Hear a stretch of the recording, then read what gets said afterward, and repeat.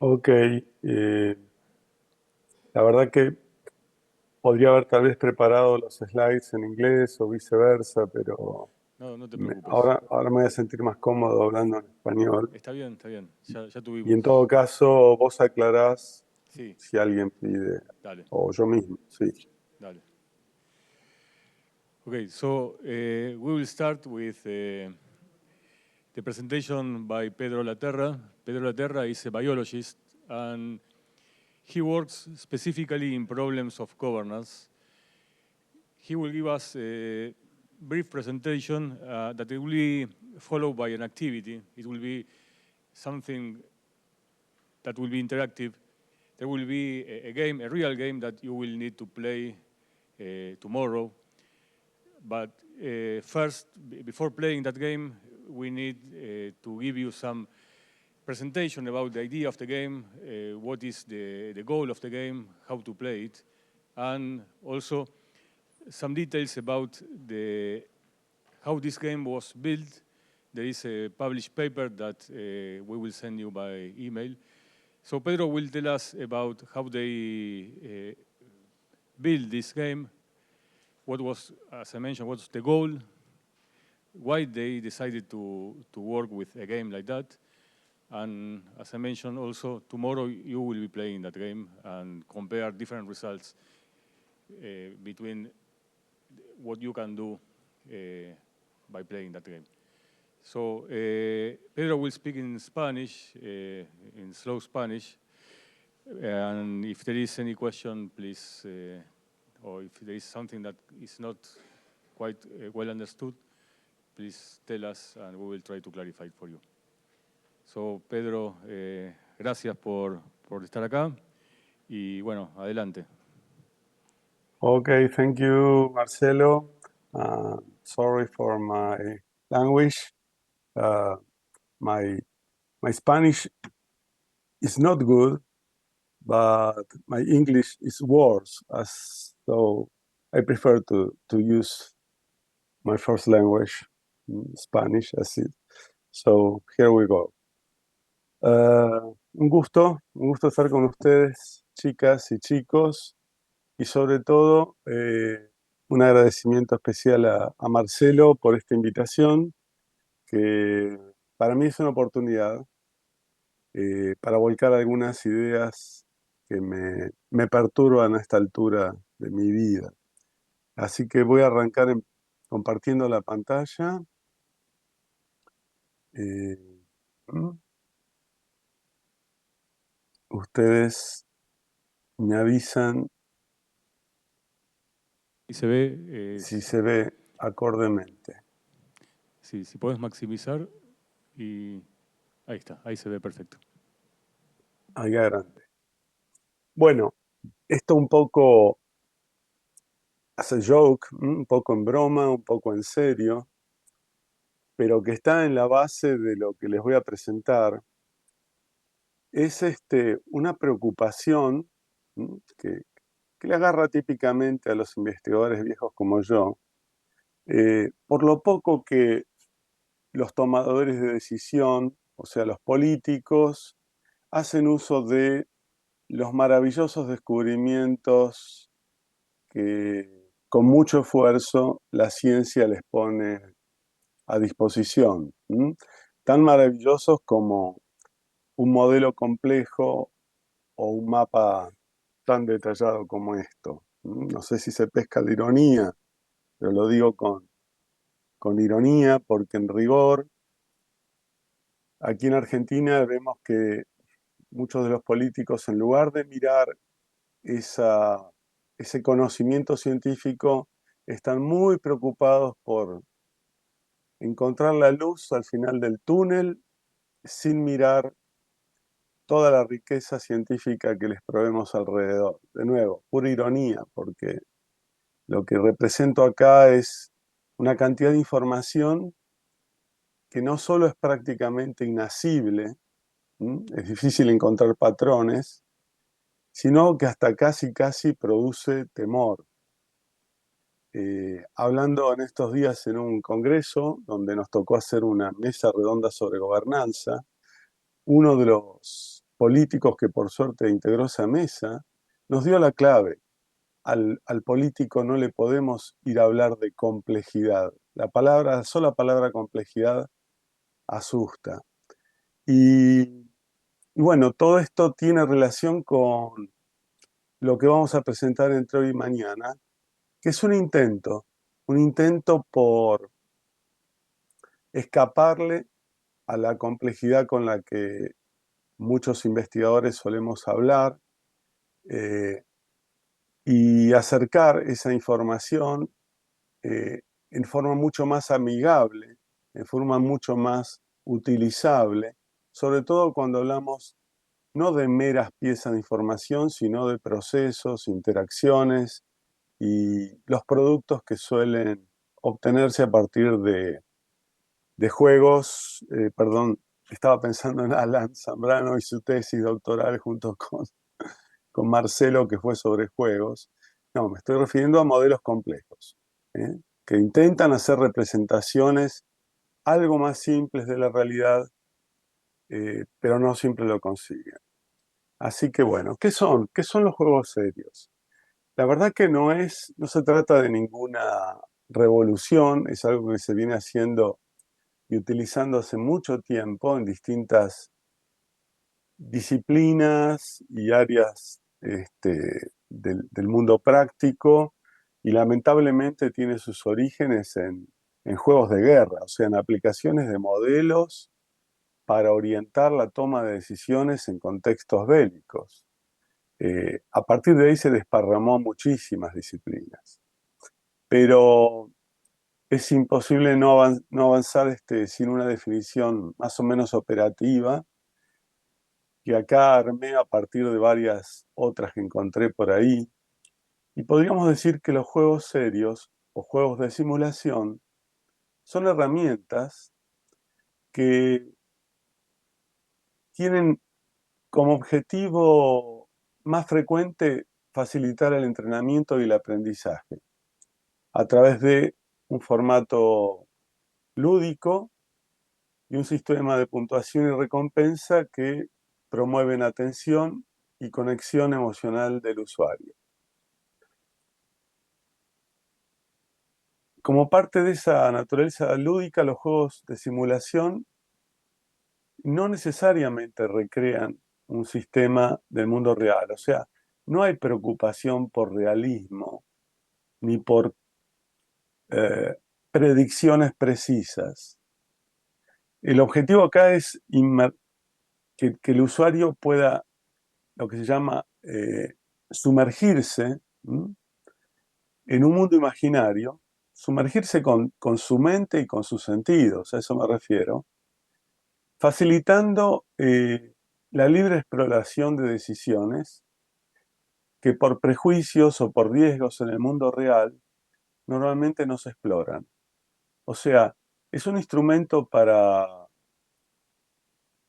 ir más allá de los límites que nos impone lo racional, si se quiere.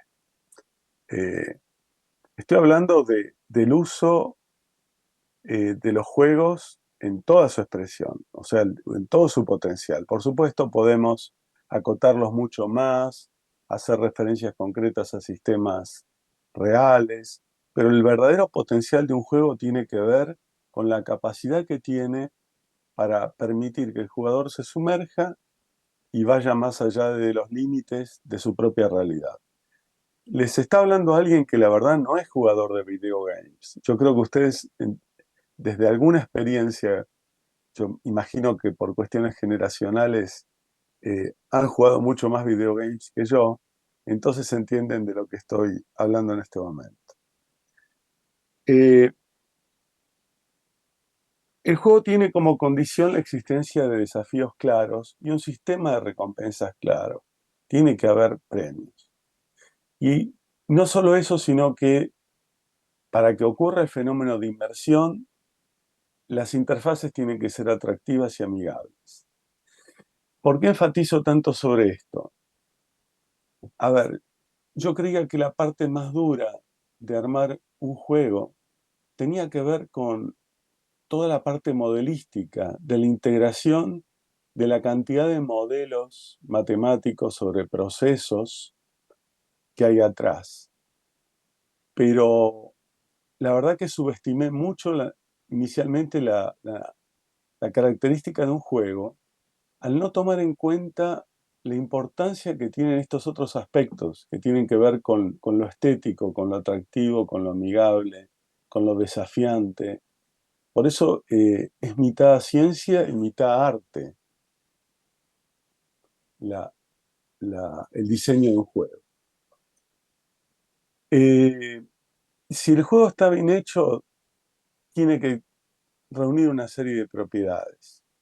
La primera es lo que se llama learning by doing, aprender haciendo, y que no es otra cosa que un énfasis en el aprendizaje experiencial por sobre lo meramente cognitivo. O sea, de nuevo, no basta con que la estructura lógica sea correcta. El juego tiene que tener elementos que enriquezcan la experiencia y, y- y el mensaje o los mensajes fundamentales no se restrinjan a seguir la vía racional, sino que los jugadores puedan incorporarlo a través de otros mecanismos de aprendizaje distintos al cognitivo. Por ejemplo, haciendo cosas, observándolas, emocionándose. Eh, Otra característica de este enfoque es que permite hacer experimentación o simulación sin los riesgos y sin los costos de lo que significaría poner en juego estas decisiones en el mundo real. Esto es bastante parecido a, a- a las ventajas de un juego de simulación, perdón, de un modelo de simulación, solo que en este caso esas ventajas las estamos preparando, transfiriendo, no necesariamente a investigadores o científicos, sino a otro tipo de usuarios. En ese sentido, el juego basado en modelos complejos es una herramienta de democratización de la modelística, ¿no? A fin de hacerla accesible a distintos actores sociales en torno a distintos problemas. Bueno, otra ventaja es que el jugador puede tener una rápida retroalimentación a partir de sus decisiones en el juego. Y de esa manera ir adecuando, ir educando sus decisiones.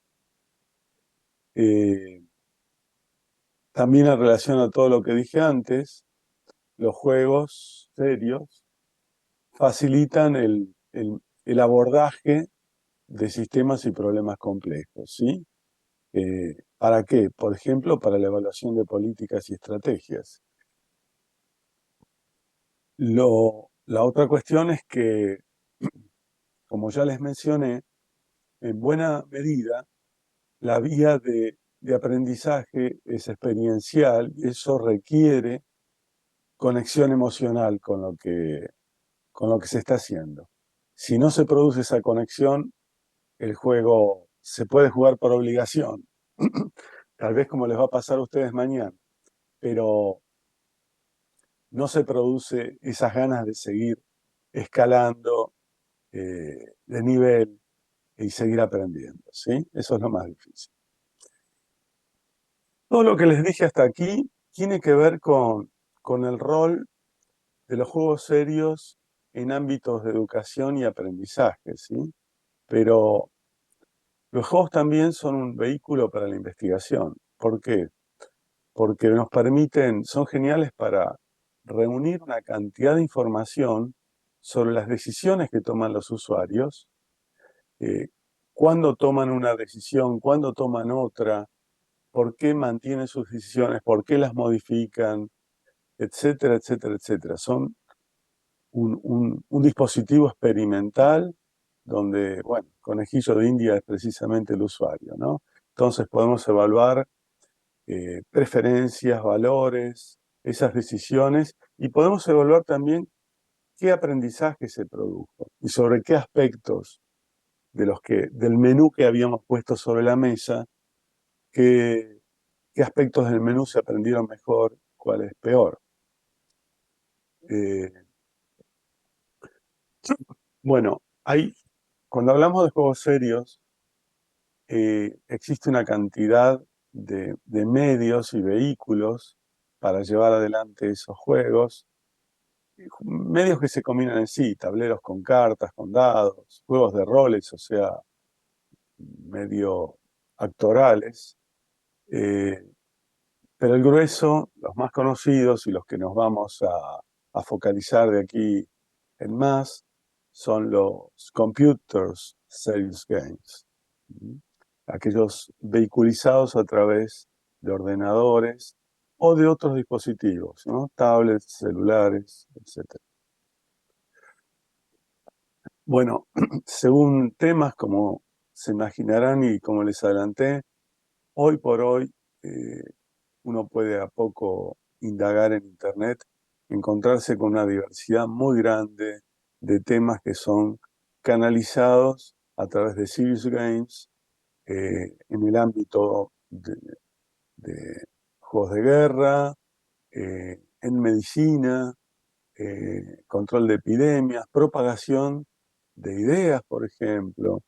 Muchos tienen en común el uso de realidad virtual porque son juegos serios para el entrenamiento de habilidades, ¿eh? Algunas tan delicadas como eh, la cirugía. Pero los que a mí en particular me interesan y tengo un poquito más de proximidad son aquellos orientados a la toma de decisiones de manejo, como les dijo Marcelo, como les contó Marcelo, para la gobernanza de distintos aspectos de los ecosistemas, ¿no? En general aquellos que conducen a beneficios tangibles o intangibles para las sociedades, o sea, los servicios ecosistémicos. Bueno, como también les decía entonces, según los propósitos, cuando el propósito es educar y entrenar, hablamos de juegos serios educativos.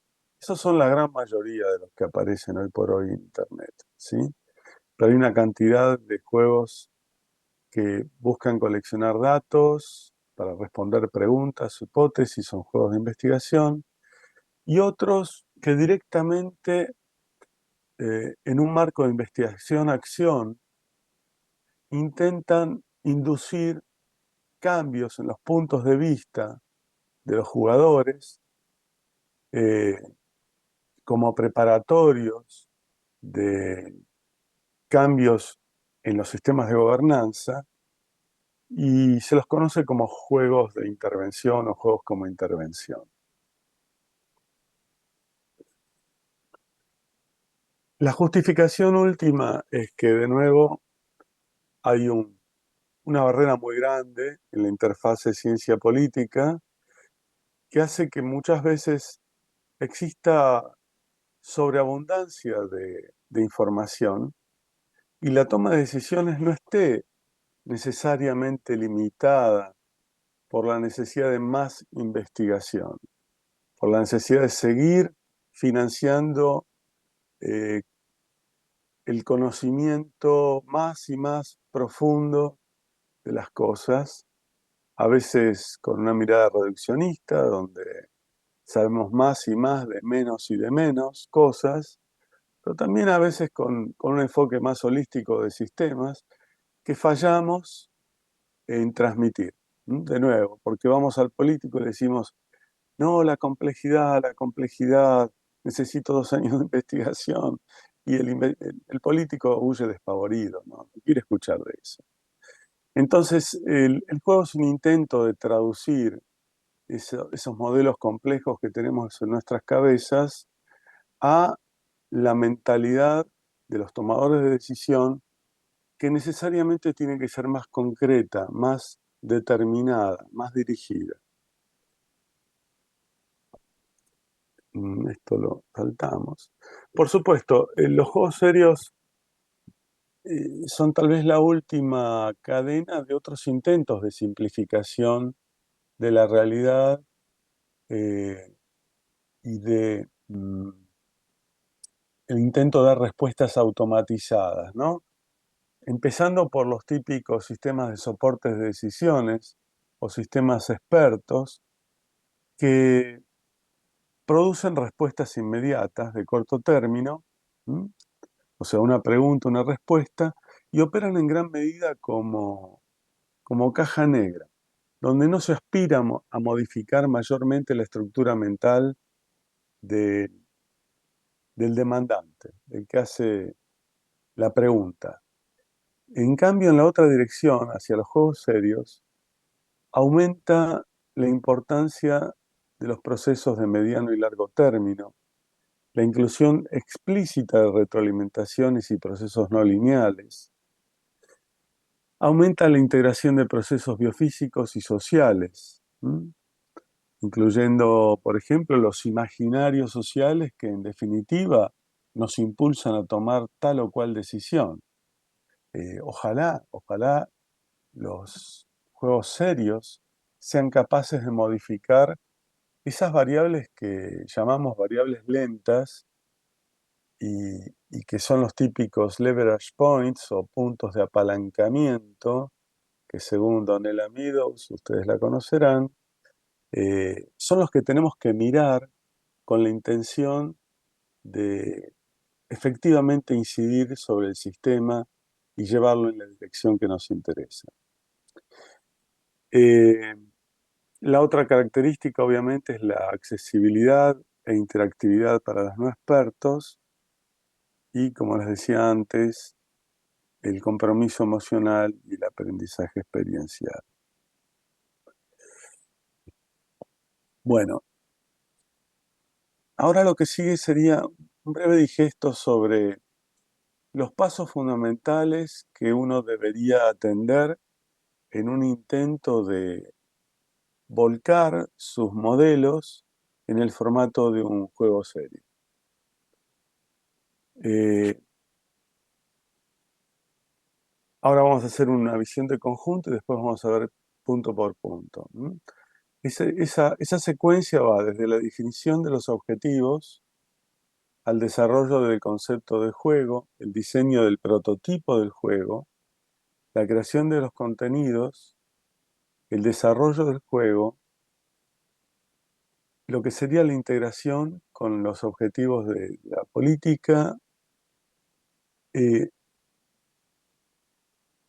hacer reflexiones junto con los usuarios, obtener feedbacks y volver a modificar el juego para un mejor logro de los objetivos, hasta después lanzarlo y evaluarlo.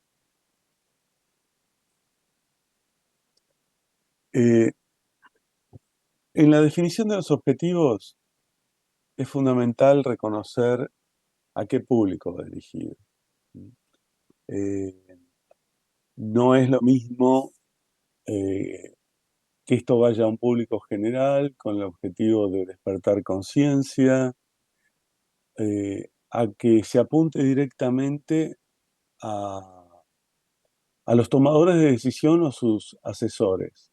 La cantidad del background de que disponen unos y otros es completamente distinto y, y la demanda es distinta, ¿no? Claramente. Por eso lo que se recomienda es que los objetivos sean discutidos previamente con los grupos de interés, con los demandantes. Y a partir de ahí es que estamos en mejores condiciones de conocer qué, qué tipo de técnicos necesitamos para desarrollar modelo. Nuestro modelo amigable llamado juego serio. Entonces, ¿qué tipo de disciplinas tienen que converger en el desarrollo de este trabajo? ¿En qué consiste el desarrollo inicial del concepto del juego? Bueno, el primero es la lluvia de ideas y la conceptualización de la mecánica, la narrativa del juego, en línea con los objetivos que se definieron. La narrativa es casi lo más importante, es cuando uno dice, bueno, tengo el juego va a tener este objetivo, el premio va a ser este, y los mecanismos que van a conectar los objetivos con los premios son estos. O sea, como van a ver después en el ejemplo del día de mañana, hoy al final también les voy a presentar el juego estrella de esta clase, que gira en torno a una reserva de uso múltiple, donde normalmente interactúa una serie de actores sociales en una institución llamada Comité de Cuenca. Y es ese Comité de Cuenca el que tiene que ir tomando las decisiones de manejo.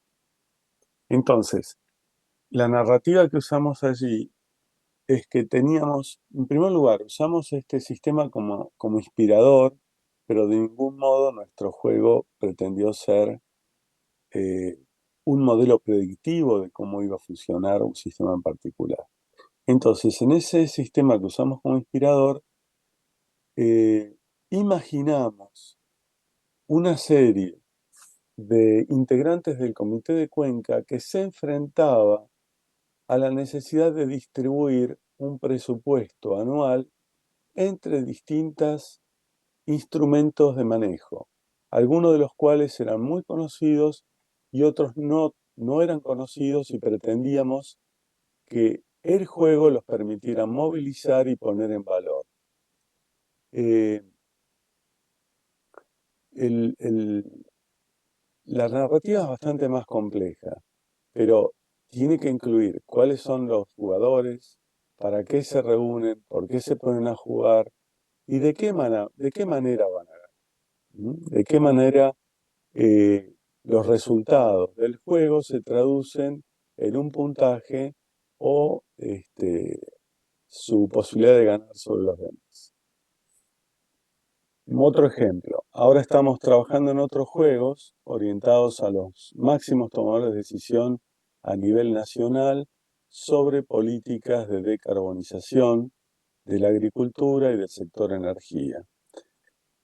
Mostrarles a esos jugadores de qué manera la deforestación o las prácticas de la agricultura o las distintas fuentes de energía inciden sobre el balance de emisiones de carbono, realmente es un ejercicio bastante trivial. No, eso no lograría entusiasmar a nadie. Por eso estamos pensando en una narrativa donde lo que se pone en juego en realidad es la capacidad de tomar decisiones en línea con lo que esperan los organismos internacionales y al mismo tiempo evitar que al funcionario lo echen de su puesto al mes siguiente porque redujo la actividad económica a una barbaridad, hizo perder puestos de trabajo en el sector de la agricultura, de la industria, etc. Imaginen si cumpliéramos a rajatabla con nuestros objetivos de reducción de emisiones y el ministro de Economía de turno decide cerrar una de nuestras bases petrolíferas estrella en este momento en Argentina, que se llama Vaca Muerta, sobre la cual está puesta en gran medida la expectativa de recuperación económica de nuestro país. No sería realista, directamente no sería realista. Ningún funcionario podría durar en su cargo priorizando los objetivos de desarrollo sustentable basados en bajar a cero la emisión de carbono a la atmósfera, sacrificando la producción petrolera en Vaca Muerta. Entonces, ¿de qué manera introdujimos eso en la narrativa? Bueno, donde el jugador, en vez de ser premiado por minimizar la emisión de carbono a la atmósfera, fuera premiado por su reconocimiento o prestigio como funcionario. O sea, una función que nosotros la alimentamos en forma multicriterio y ponderando tanto los objetivos de reducción de emisiones de carbono como los objetivos de hacer eso sustentable, manteniendo fuentes de trabajo, manteniendo actividad económica, etcétera, etcétera. Bueno, seguimos entonces en el desarrollo del concepto del juego. Y ahí adentro también cabe la definición del tipo de juego. Si es un juego de simulación, un juego de estrategia tipo TEG, y el tipo de formato, si se juega en línea, en el móvil, etc. Y aquí algo que les voy a pedir entonces que prestemos atención, porque el día de hoy va a cerrar con una pequeña actividad a cargo de ustedes. Le conté a Marcelo, me dio luz verde, así que no tienen escapatoria. A ver qué hora es. Eh, sí, vamos a andar bien. La actividad que van a tener ustedes por delante es trabajando en los mismos grupos que vienen trabajando anteriores, desarrollar la narrativa para un nuevo juego en torno a un problema de interés del grupo. ¿Sí? Esa narrativa es un cuentito. Nuestro juego va a consistir en esto y en esto. ¿Qué atributos tiene que tener esa narrativa? ¿De qué manera vamos a valorar lo que ustedes nos van a contar entre el final de la clase de hoy y el principio de la clase de mañana? Primero, la coherencia. ¿Cuál es la lógica? ¿Cuál es la racionalidad de ese cuento? O sea, ¿de qué manera la estructura y las acciones de los personajes se conectan entre sí? Y sobre todo, esto es el punto 2, se alinea con los objetivos. ¿De qué manera los objetivos, que tienen que estar enunciados en primer término, son canalizados a través de esa narrativa? Eh, el tercer punto es cómo piensan que esa narrativa puede servir de una trama inmersiva, capaz de que el jugador se enganche, se comprometa, se interese. Por eso les decía, no es nada fácil.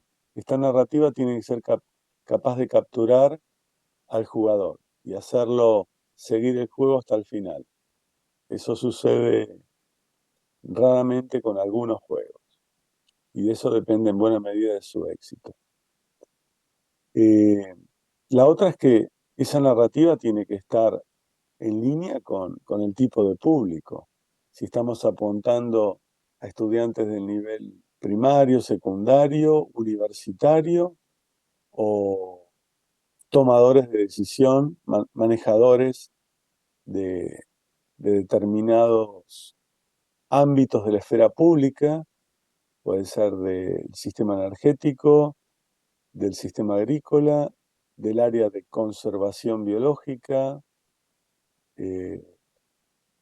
o simplemente de algún recurso natural muy importante, como puede ser la provisión de agua, o de un área de servicios, como puede ser el eh, el transporte público, por ejemplo. Bueno, siguiente punto.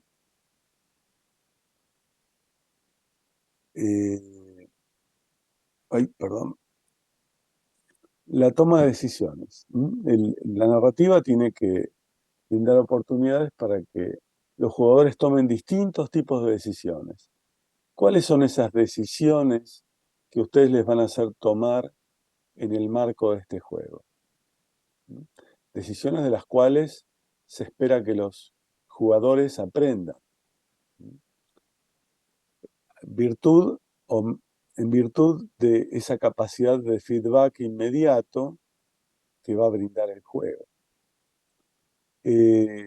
También es parte de una buena narrativa la, la oferta de una buena variedad y diversidad de situaciones.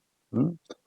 Eh, Básicamente, ¿cuáles son los escenarios que se le van a ofrecer al jugador?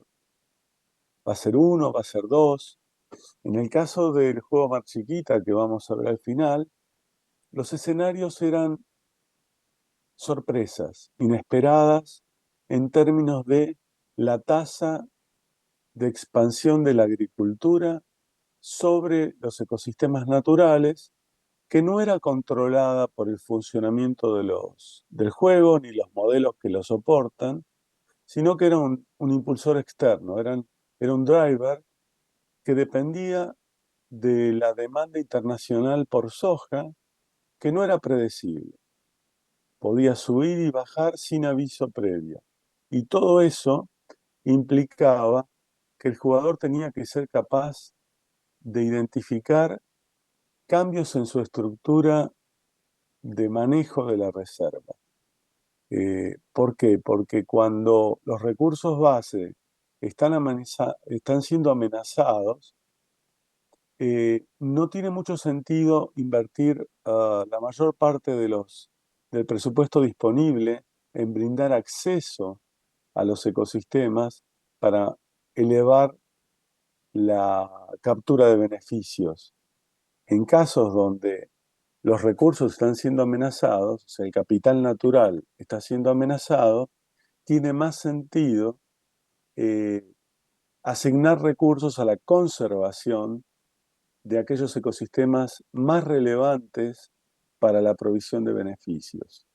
Bueno, por supuesto, el juego estaba preparado para que esas decisiones eh, rindieran sus frutos en forma diferencial según el escenario en cuestión. Bueno, la motivación intrínseca eh, tiene que ver con la forma en que el juego es capaz de proveer al jugador con suficiente premio o satisfacción por haber encontrado la manera de jugar mejor, lo cual está en la base del aprendizaje, ¿no? Bueno, retroalimentación, ya lo dijimos, la conexión emocional, de qué manera se espera que el jugador se involucre emocionalmente con la historia. Y bueno, después la claridad con que se presenta el problema y, y el juego en sí, perdón. Bueno, vamos adelante. Estamos recién ahora en el punto 3 del diseño, que es justamente el diseño del prototipo, ¿sí? Esto ya es una fase más avanzada, donde una vez que la narrativa fue discutida y se logró un determinado consenso, el equipo de desarrollo del juego formula un documento con los detalles de las reglas y las interacciones que forman parte del juego. Eh, en esa etapa se hace un juego de baja fidelidad, o sea, con pocos detalles, simplemente para ponerlo a prueba y someterlo a la opinión de algunos usuarios voluntarios. Bueno, después ya viene la fase más de creación de contenidos, de cómo se presenta la información y su componente estético, y avanza en la precisión y relevancia de los contenidos ya con el aporte de expertos en los distintos aspectos del juego. Luego se avanza sobre el desarrollo del juego con la implementación de la mecánica, la interfaz de los usuarios y los gráficos. Esto es algo que hoy por hoy existen en el mercado distintas plataformas que lo facilitan para aquellos que no sabemos programar, eh, eh, programar en formatos estéticamente a la altura de esta herramienta.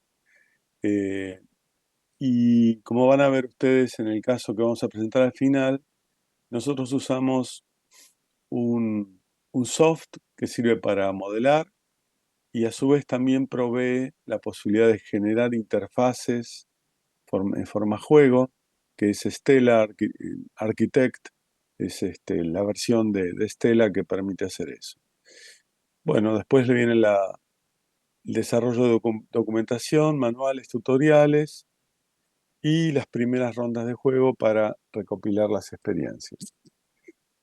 Es la fase de integración con la ciencia y política, es tomar en cuenta los marcos normativos y los escenarios eh, relevantes para el problema que se quiere movilizar y que en definitiva representen desafíos para el mundo real. O sea, tiene que tener conexión si uno quiere trabajar en modelos como vía de intervención, obviamente tienen que tener conexión con el mundo real. Bueno, feedback tiene que ver con el reporte de los primeros jugadores, de cómo fue su experiencia, para después corregir el juego y seguir adelante. Y ya no lo vamos a hacer más largo, esto es el lanzamiento, etcétera, etcétera. Pero ¿por qué me detuve aquí? Básicamente para que antes de ponerse a trabajar en un juego, si esto es que les deja algunas ganas, evalúen que es un recorrido bastante trabajoso que no se resuelve de ninguna manera en poco tiempo de trabajo. Tener el modelo funcionando, tener la narrativa consensuada, etcétera, es solamente el principio de una cadena de trabajos muy larga antes de lanzar el juego, y por eso cada paso tiene que ser muy bien pensada porque son muchas horas hombre puestas sobre este tema. Por supuesto, entonces, no todas son ventajas.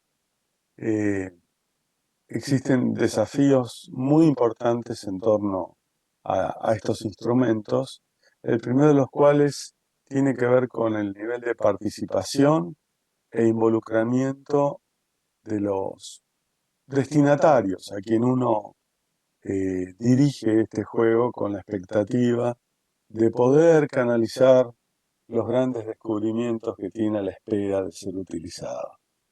Eh, la verdad es que cuando uno termina el juego, a menos que sea muy exitoso en su formulación y en su difusión, eh, los grupos que van a terminar utilizándolo eh, probablemente sean mucho más pequeños y acotados de los que uno se imaginaba.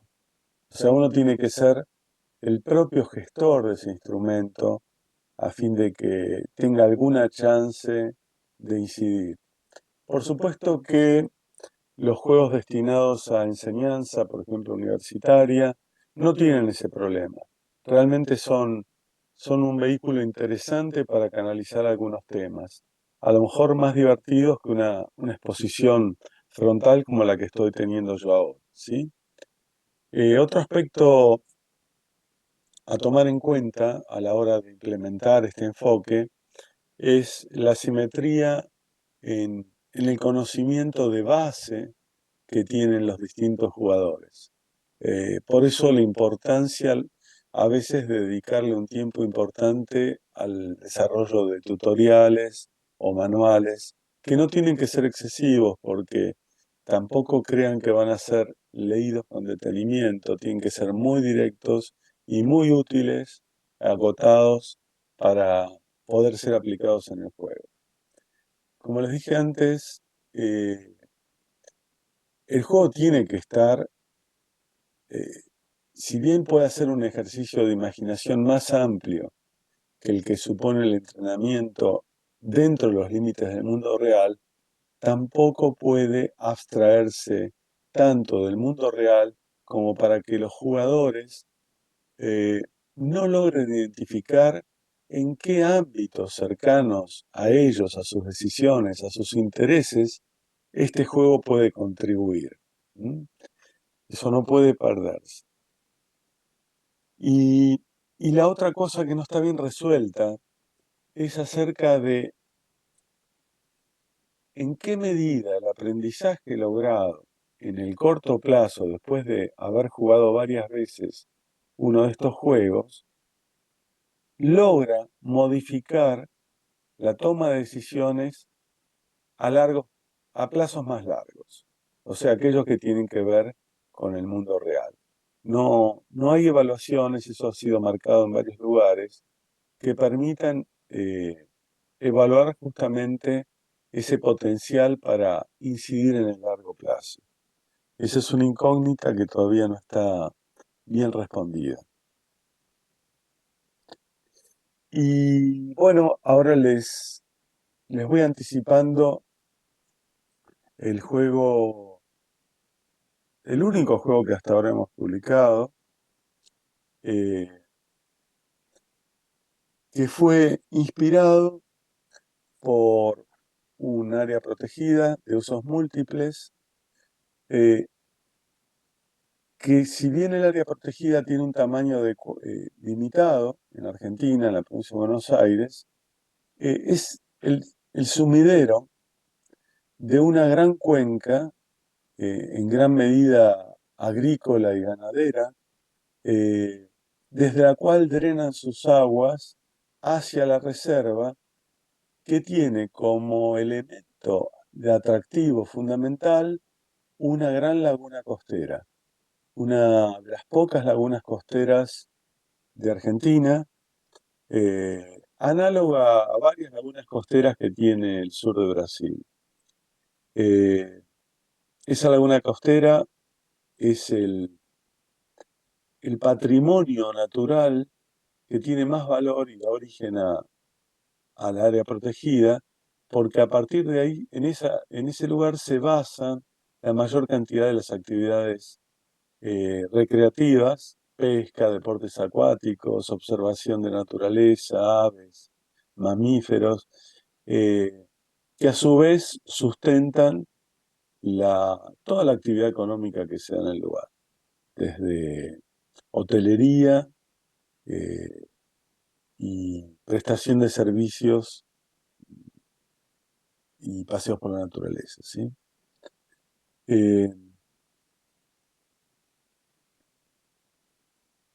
Bueno, esto es demasiado largo, pero lo que básicamente hace es contarles lo que yo les dije antes. Y tal vez aquí cabría decir que un aspecto que queremos remarcar en el aprendizaje, vamos a hacer un paseo. Yo creo que vale la pena resaltar cuáles son los objetivos de aprendizaje que nosotros nos planteamos al inicio, porque es el tipo de cosas que uno espera que ustedes rescaten en sus narrativas para el juego que pretendan esbozar. El primer objetivo de aprendizaje o modificación de visiones que quisimos inducir en los propios integrantes del comité de gestión del área protegida es que un área protegida de uso múltiple no tiene que limitarse a la conservación de la biodiversidad, sino que también tiene que, como parte de sus objetivos, proveer beneficios derivados de ese capital natural, beneficios capturados por los visitantes. Por ejemplo, la posibilidad de hacer los deportes acuáticos en la laguna, la posibilidad de contar con senderos de observación de la naturaleza y aprender a partir de murales en esos senderos, etc. Hacer camping, hacer descanso en un área natural. ¿Mm?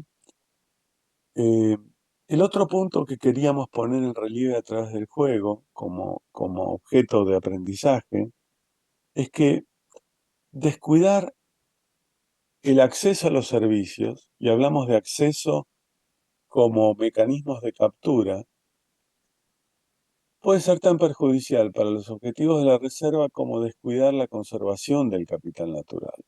O sea, si el objetivo último es contribuir al bienestar de los destinatarios, ese bienestar no solo depende de la conservación. En cualquier parque nacional, el bienestar de los visitantes no solo depende de la conservación, sino, como ustedes saben, depende también de los mecanismos de acceso que se hayan provisto para que los visitantes puedan beneficiarse por ese capital natural conservado.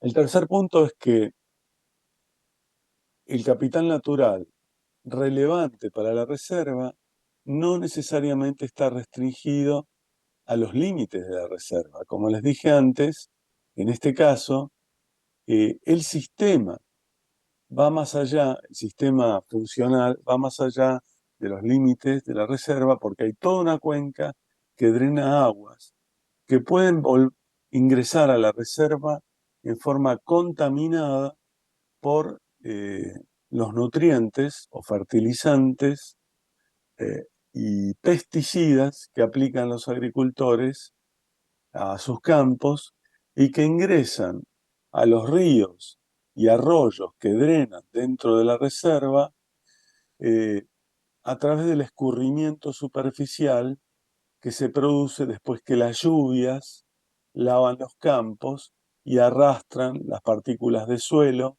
y de agroquímicos disueltos. Y en caso que la agricultura se haya expandido sobre ciertos ecosistemas clave, como los humedales y las franjas ribereñas, esos contaminantes no quedan filtrados por esos ecosistemas que tienen la capacidad de en buena medida retener los nutrientes a través de distintos mecanismos de depuración y de retención.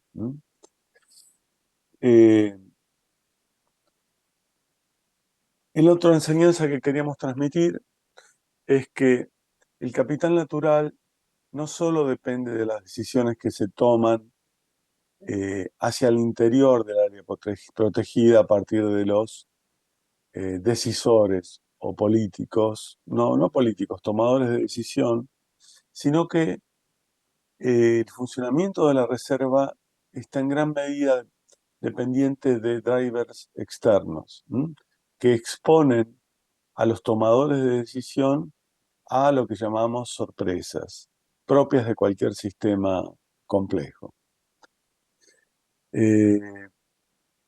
Bueno, esto tiene que ver con los cambios en los niveles de presión, que pueden variar en forma impredecible. Por lo tanto, también es importante que los jugadores aprendan a invertir parte de los recursos disponibles en un equipo asesor capaz de mantener un monitoreo de la calidad de las aguas que ingresan a la reserva, pero también de ser prospectiva y advertir cuando está cambiando el sistema de demanda de productos agrícolas desde el exterior hacia Argentina. Bueno, hay algunas cosas más, pero ya es tiempo de pasar de largo. ¿De qué manera esperábamos que los jugadores eh, aprendieran estos aspectos? Bueno, a partir de distintos elementos introducidos en la narrativa del juego. Por un lado, la, la confección de tutoriales, formato video y texto. Luego la aparición de mensajes con avisos y recomendaciones que le aparecen a los jugadores según el tipo de decisiones que ellos realizan y que les permiten reconsiderar o repensar sobre las decisiones que están tomando. Luego lo que llamamos un panel de revisión de las decisiones que permite que los jugadores, después de una serie de años, una serie de jugadas, puedan observar en conjunto qué decisiones tomaron y cómo eso afectó los resultados del juego. Por otro lado, las decisiones se pueden modificar año a año, porque cada año los jugadores podían modificar la, la distribución del presupuesto entre las distintas herramientas de manejo. Básicamente esas son las únicas decisiones que pueden tomar los jugadores. ¿Cuánto asignan del presupuesto anual a cada instrumento de manejo? Lo cual de por sí ya supone la existencia de trade-off o compromisos en qué es lo que se puede hacer. Si se pone mucho recurso a monitoreo, no se puede poner a conservación. Si se pone mucho recurso a conservación, no se puede poner a land use planning o ordenamiento territorial, que es una forma de eficientizar la toma de decisiones en el espacio. O sea, ok, conservemos el 50% de los humedales, pero ¿dónde? No da lo mismo un humedal que otro por su rol en la retención de nutrientes y agroquímicos que van a ir a parar a la laguna Mar Chiquita, ¿sí? Entonces, la asignación de recursos de ordenamiento territorial fue incorporada en nuestro juego como un aumento en la eficiencia general de las decisiones. Eh, lo que tenemos acá entonces es simplemente la portada con la que se van a encontrar mañana para empezar a jugar el juego, siguiendo el link que tienen aquí abajo. No sé si Marcelo se los mandó, pero si no se los volvemos a mandar. Y aquí algunos elementos más del juego que pueden encontrarlos justamente en el paper. Esta es la estructura del juego. Es la estructura general del modelo, el mapa del modelo que dio lugar al juego. Por un lado tenemos los drivers, que son la tasa de expansión de la agricultura en la cuenca que drena hacia la reserva, ¿m? Y que nos está diciendo eh, con qué velocidad se están perdiendo pastizales, humedales y franjas ribereñas, lo cual incide sobre la calidad y cantidad del capital natural que dispone la cuenca y la reserva. ¿Para qué? Para proveer servicios ecosistémicos, básicamente servicios ecosistémicos de recreación, que dependen de la calidad de la laguna, que a su vez van a determinar la cantidad de beneficios que son capturados por los destinatarios finales de esta reserva, y esos beneficios se traducen en el puntaje del juego en particular, que en forma acumulada van a alimentar el puntaje del juego en su conjunto. ¿Por qué diferenciamos entre el juego particular y el juego en su conjunto? Porque la sesión completa de juegos, no para ustedes, pero sí para los jugadores originales, estuvo constituida por una serie de 15 juegos, ¿m? Cada uno de los cuales estaba integrado por una serie de 10 años que simulaban una larga gestión de un comité de cuenca. ¿Por qué repetíamos los juegos 15 veces? Porque queríamos justamente ver de qué manera jugar el juego una vez promovía un aprendizaje de ese listado que yo les mostré unos slides atrás en los jugadores, y de esa manera se reflejaba en un mejoramiento del puntaje, de los scores de los jugadores juego a juego, del 1 al 15. Lo que tienen acá es el tablero de comando o la consola de los jugadores.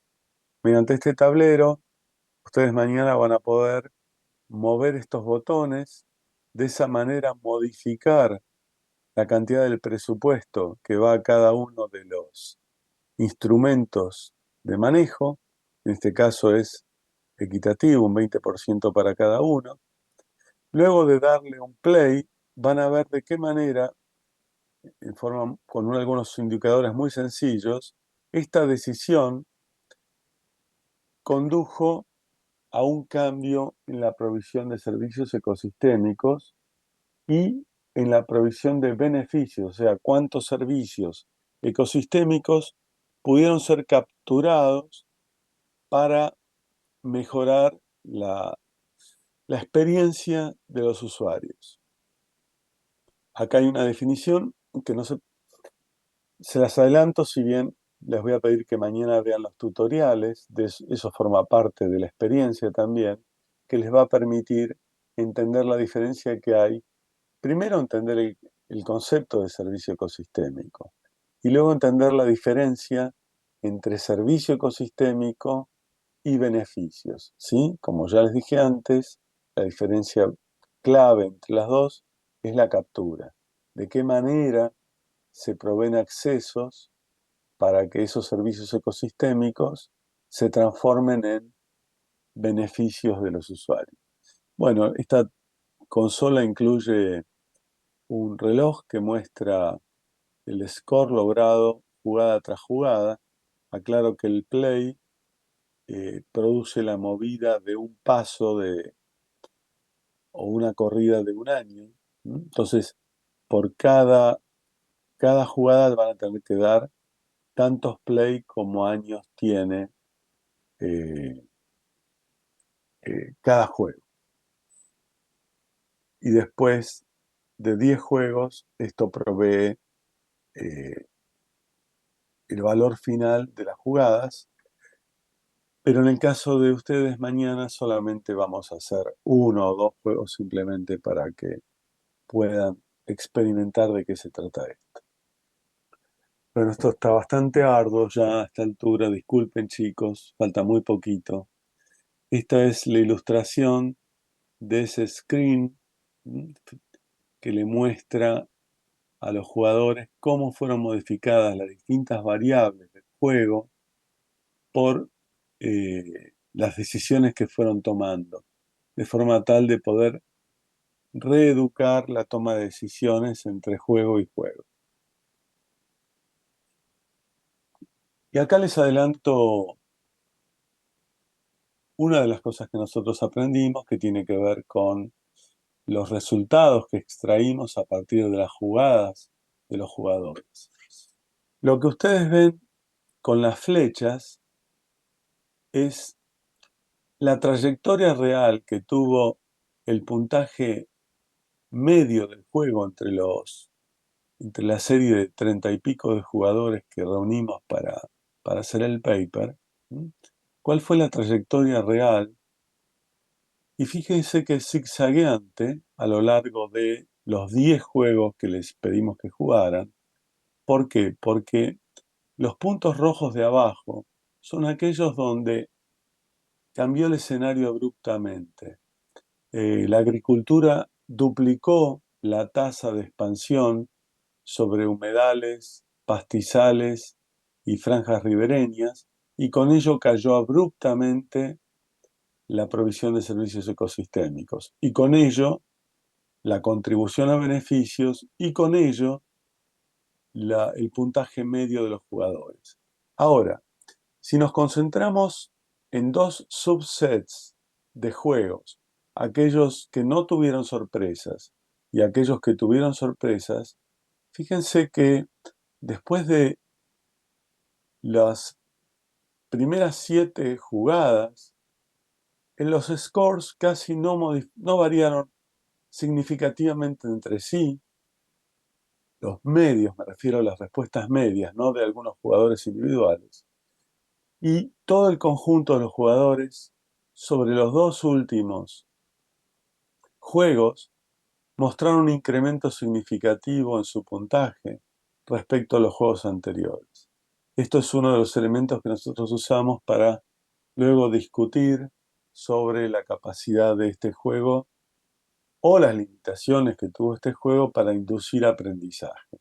Fíjense que hizo falta una serie muy larga de juegos para que recién el promedio de los jugadores mostrara evidencias de aprendizaje en términos de un aumento en sus scores.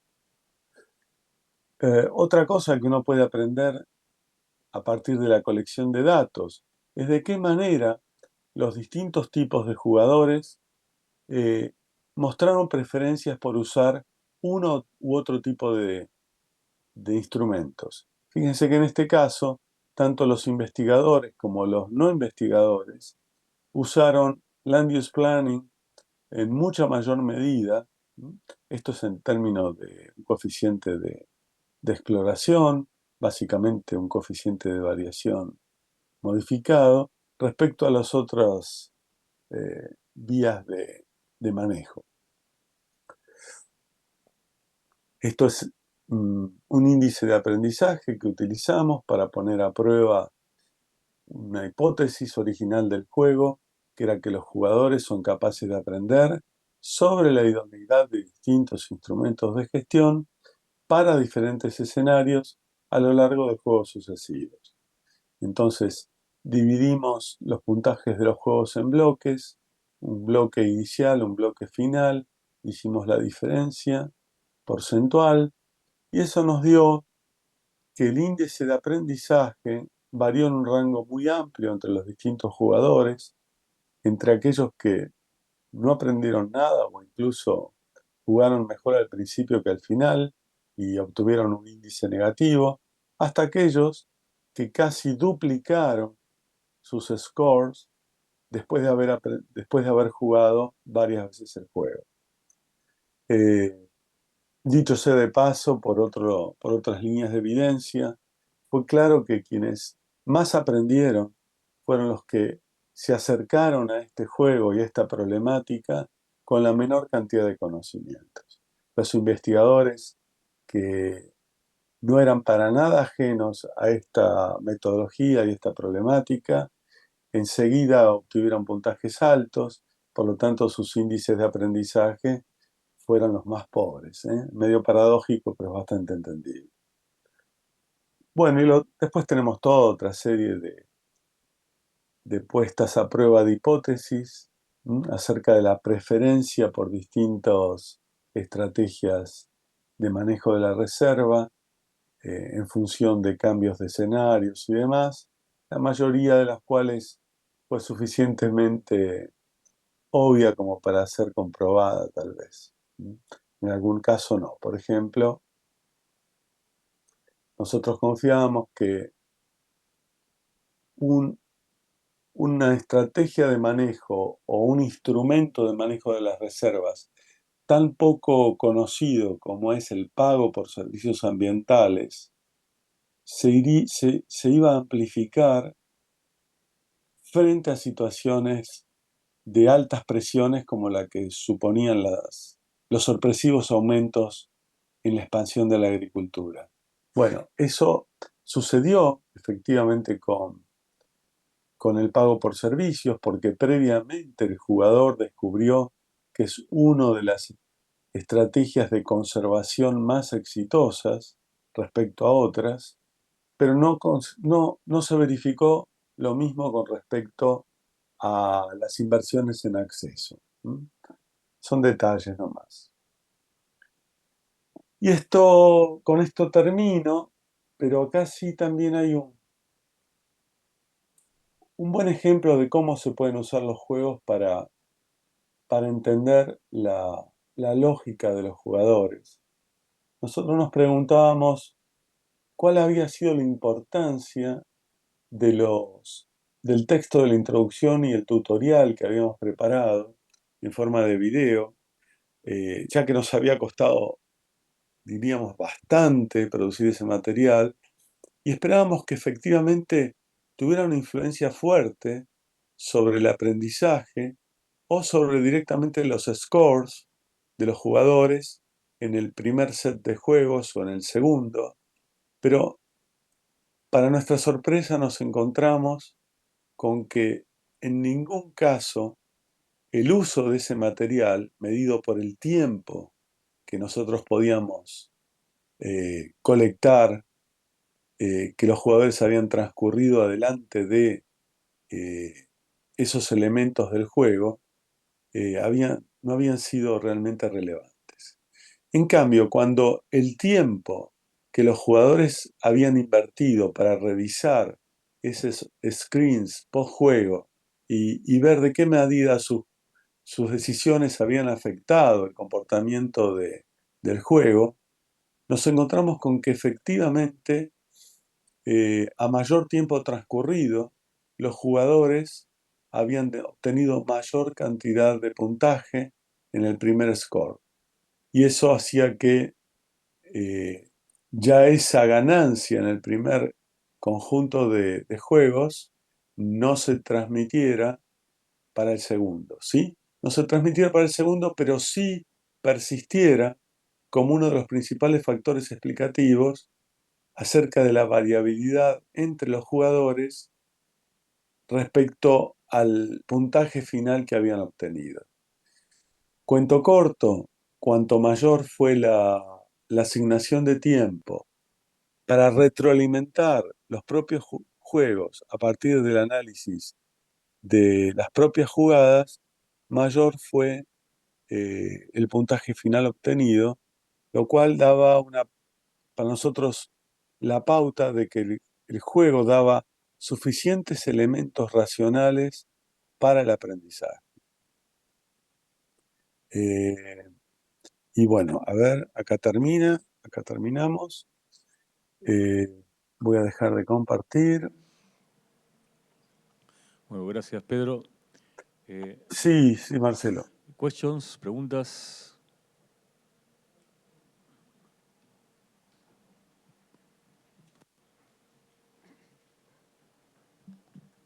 Hola, muchas gracias.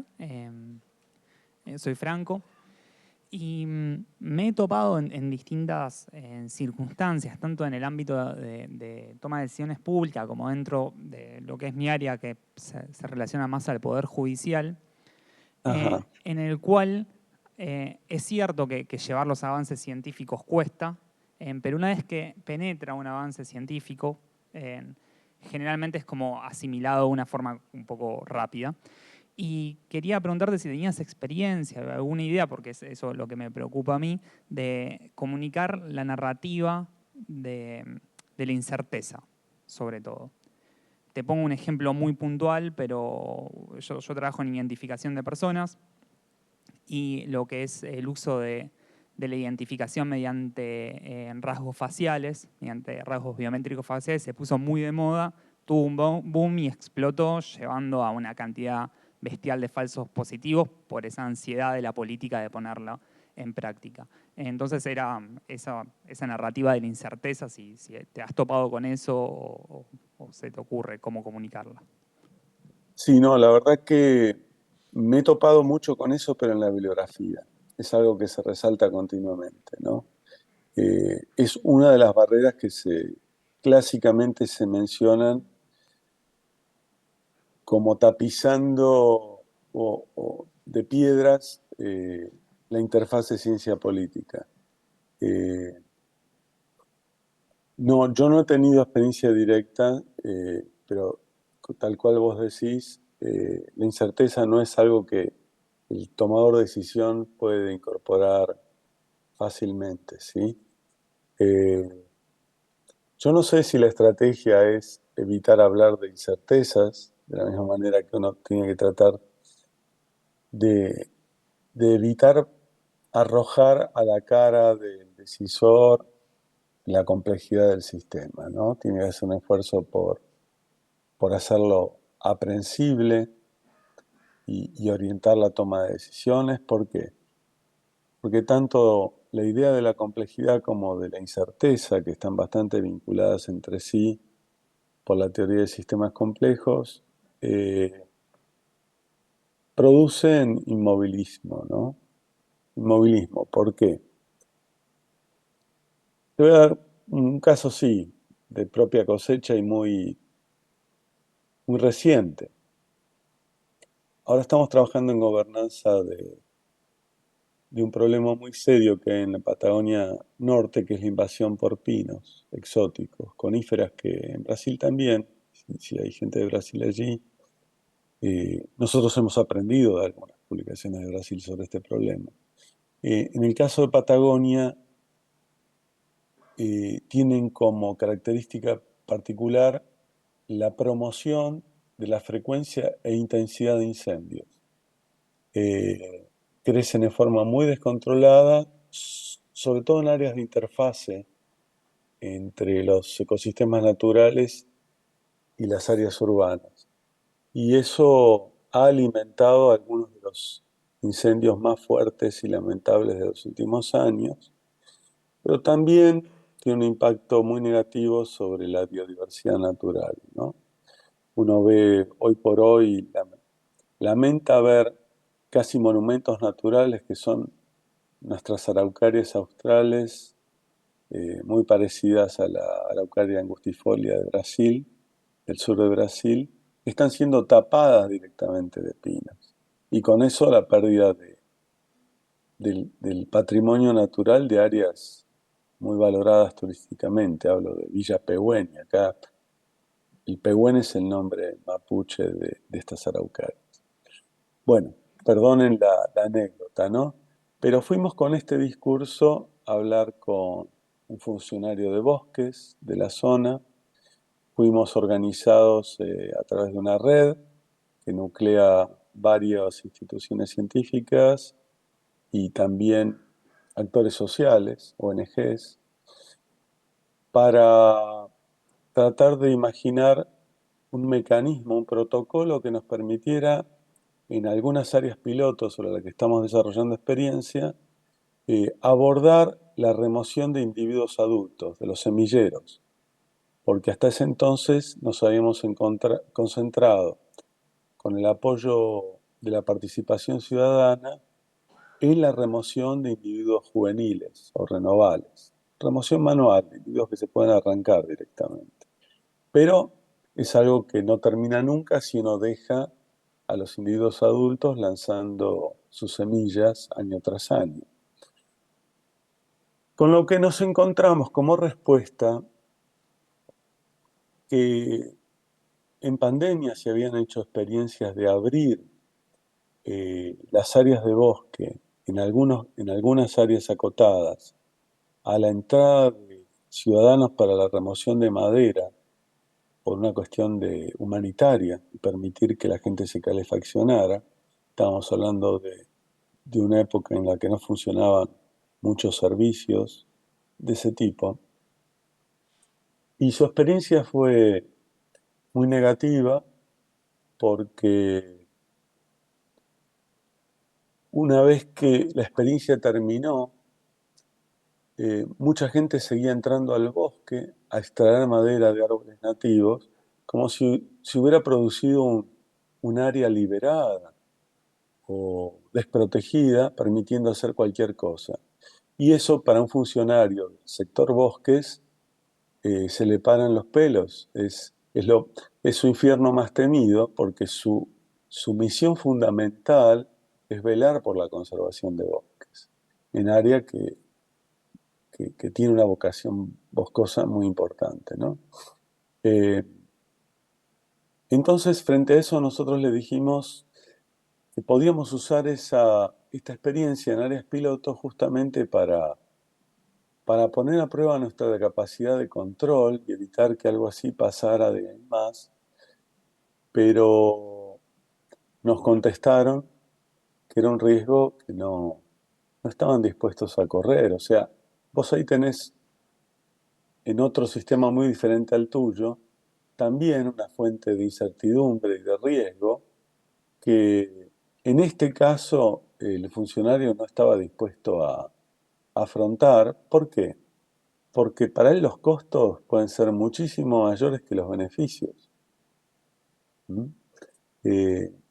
Y yo creo que ahí se resume un poco el problema de los riesgos, de la incertidumbre y de la complejidad. Es que los estás exponiendo a riesgos no controlados, no controlados.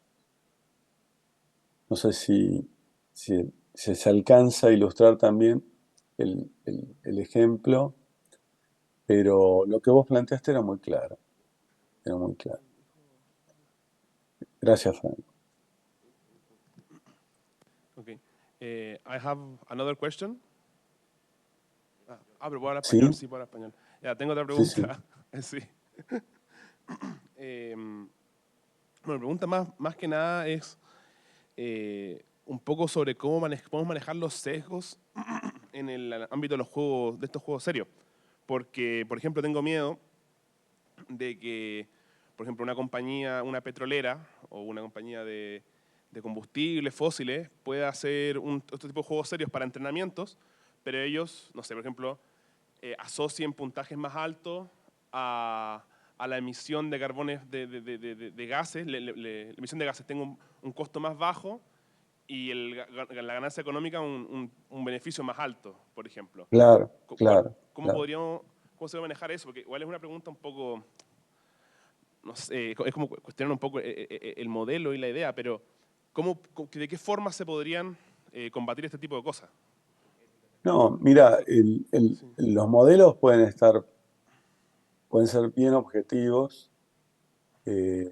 Todo lo que alimenta la corrida del juego puede estar reflejando la mejor ciencia disponible, pero en definitiva es el régimen de premios y castigos, que es lo que introducimos en los juegos, a través de los cuales queremos inducir a los cambios de actitud o inducir un determinado aprendizaje.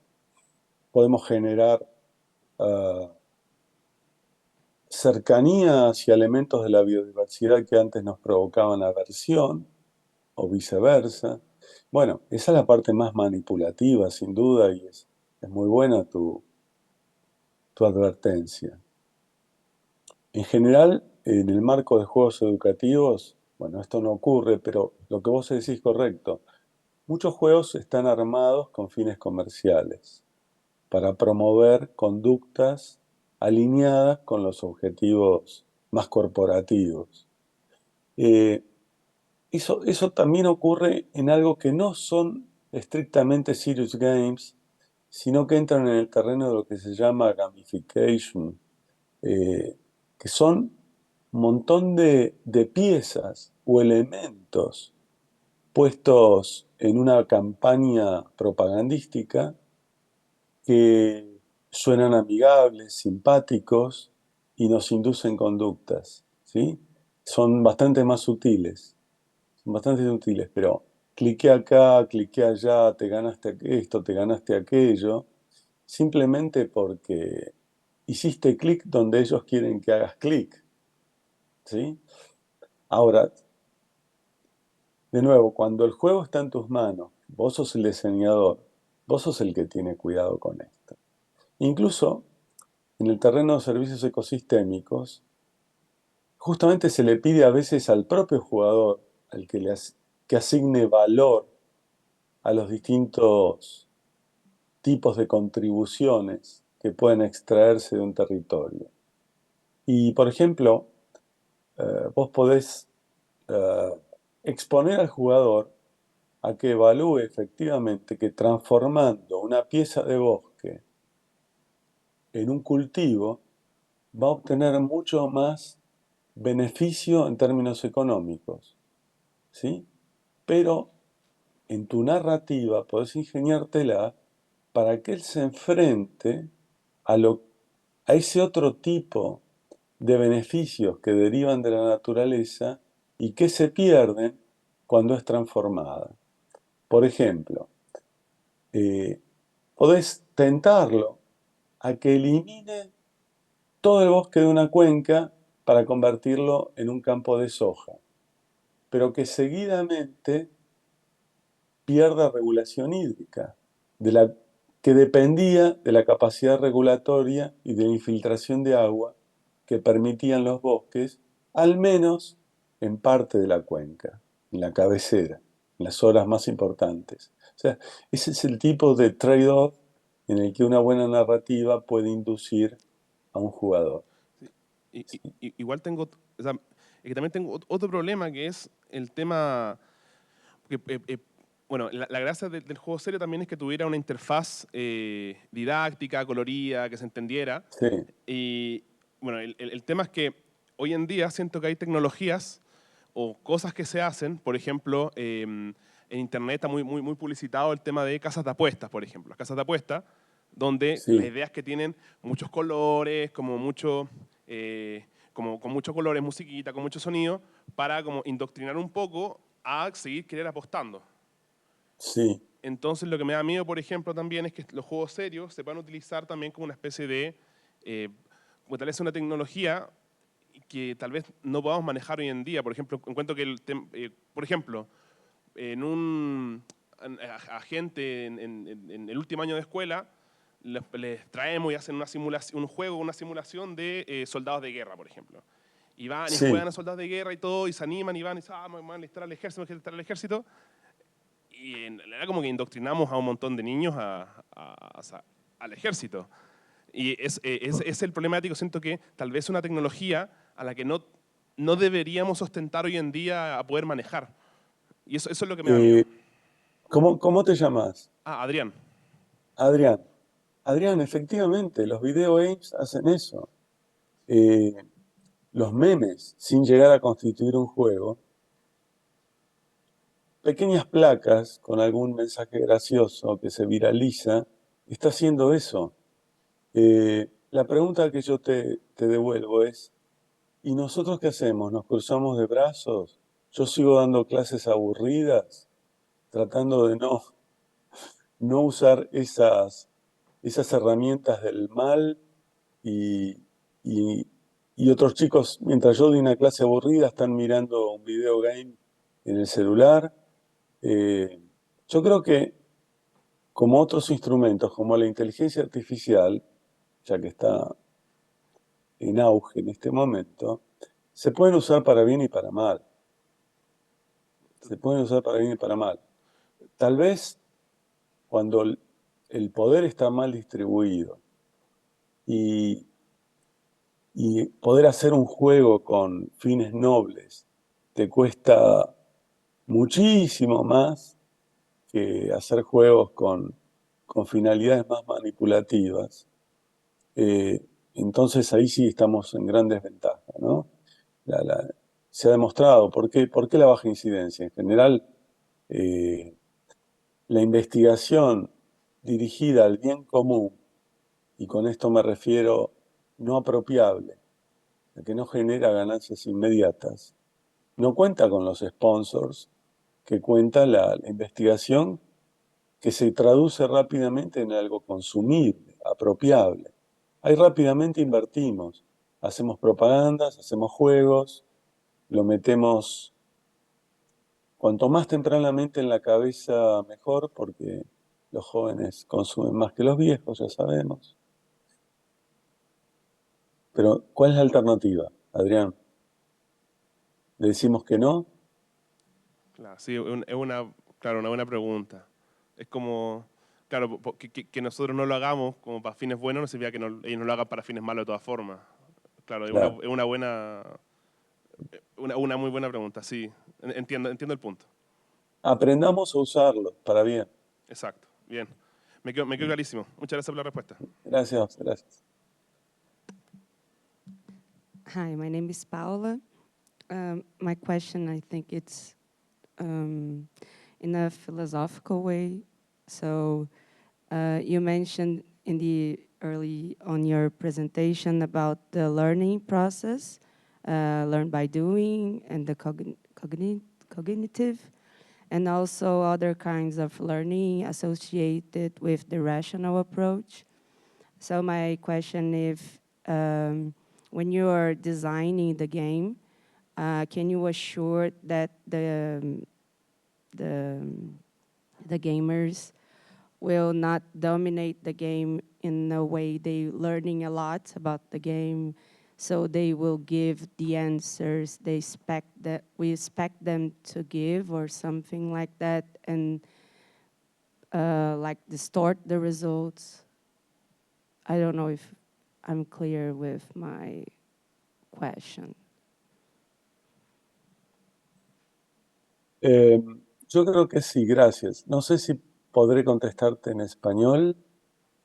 I can understand, I just can't speak in Ok, Español. a mí me pasa parecido. Eh,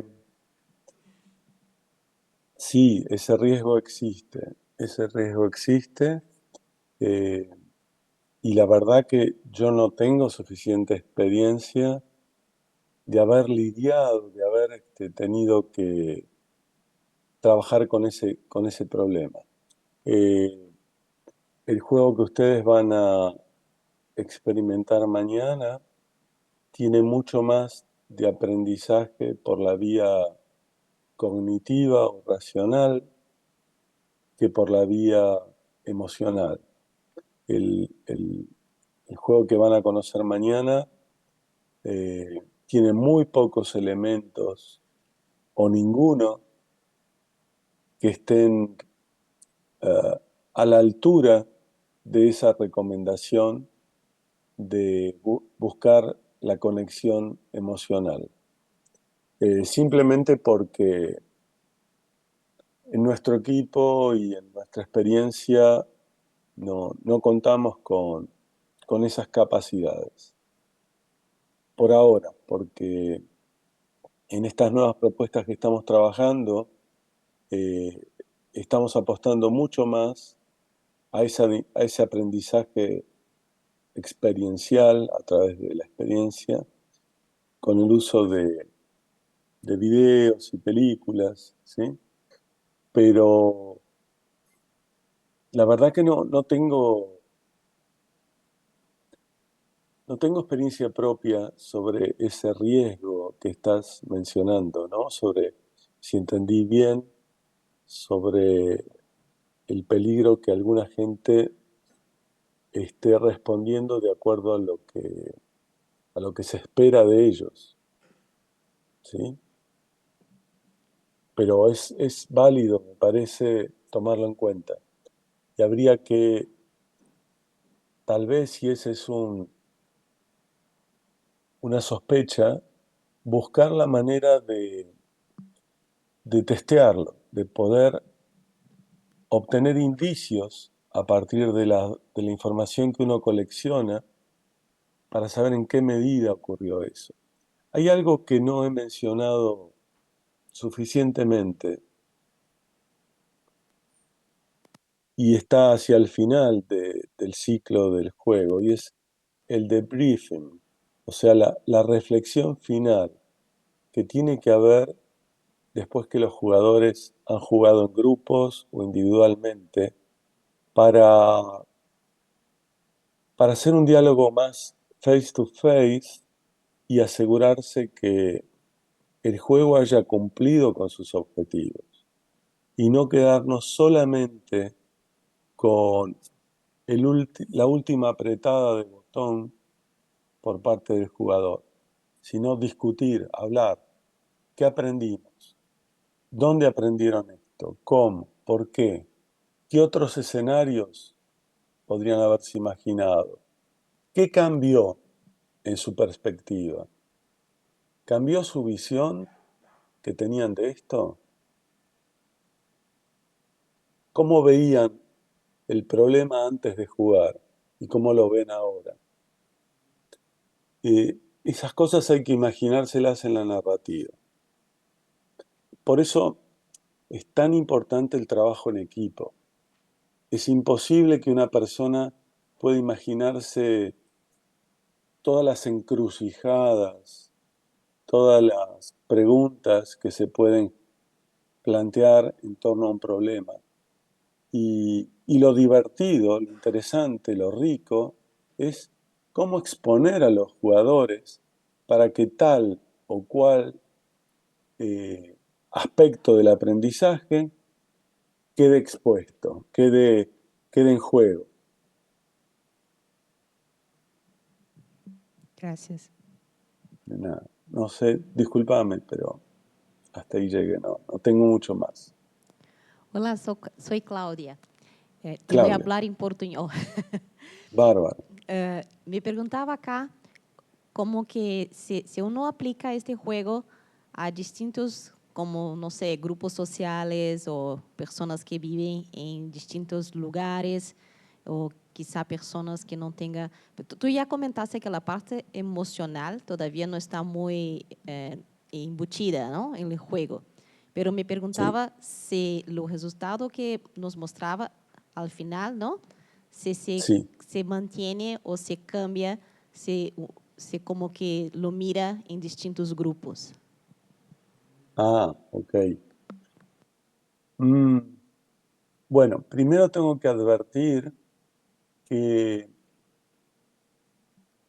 estas personas que formaron parte de nuestro primer experimento, eh, parte jugó online, solo, en su casa, con su computadora, y otra parte jugó formando parte de un mismo workshop, en un mismo taller. Eh, Esta otra parte tuvo oportunidad de colaborar entre sí, interactuar.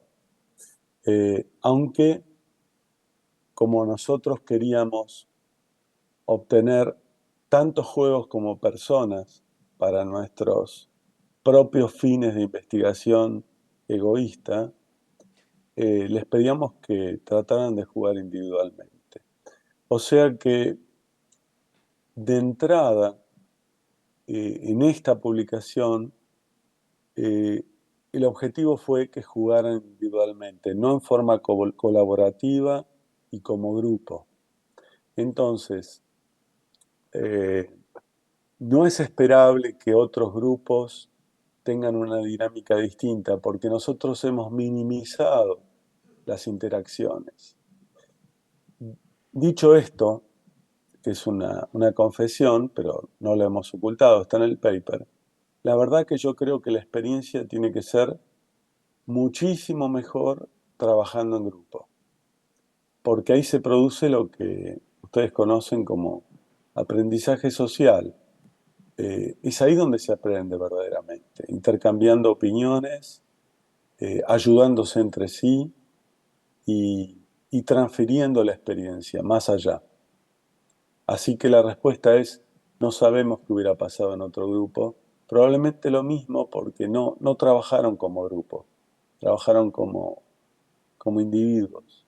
Sí, pero lo que me refería yo era, por ejemplo, si yo aplico un juego acá, que son todos estudiantes de universidades, ¿no? Ajá, O que ajá, aplico un juego a, bueno, a la persona que me cuida mi casa y cosas así, ¿no? Que tiene sí, como sí, un background y una experiencia y una sí, vivencia muy distinta, ¿no?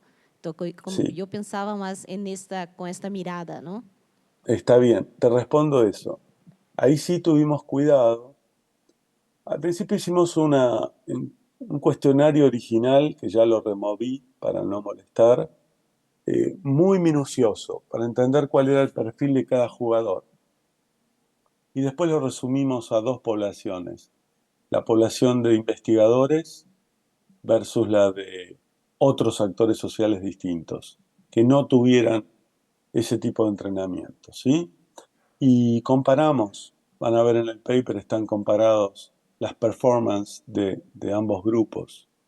Y, y no hubo diferencias muy importantes, salvo que la de los no investigadores mostró más aprendizaje porque partieron de un nivel más bajo.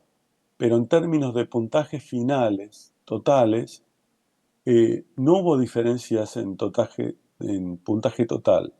Los no académicos, los no investigadores, con la ayuda de los tutoriales, jugaron prácticamente al mismo nivel.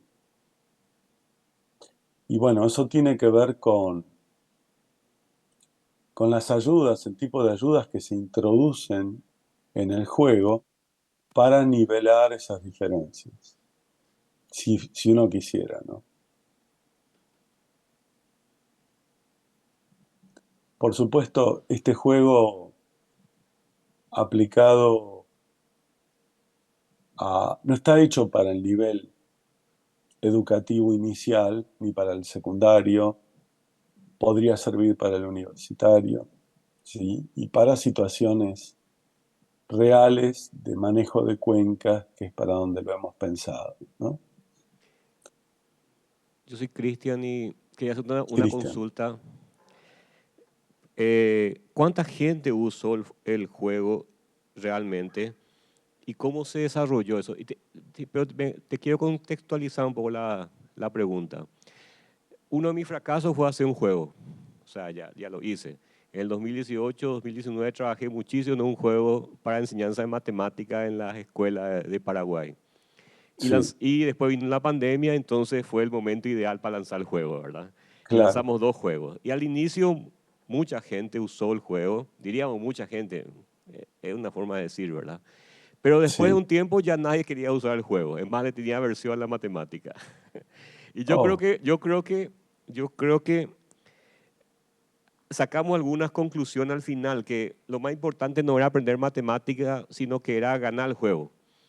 Entonces los chicos jugaban para ganar el juego y podían jugar en grupos, podían jugar individuales y lo que daba más gusto y lo más divertido era cuando jugábamos en grupo y nosotros le podíamos hacer bullying al otro grupo.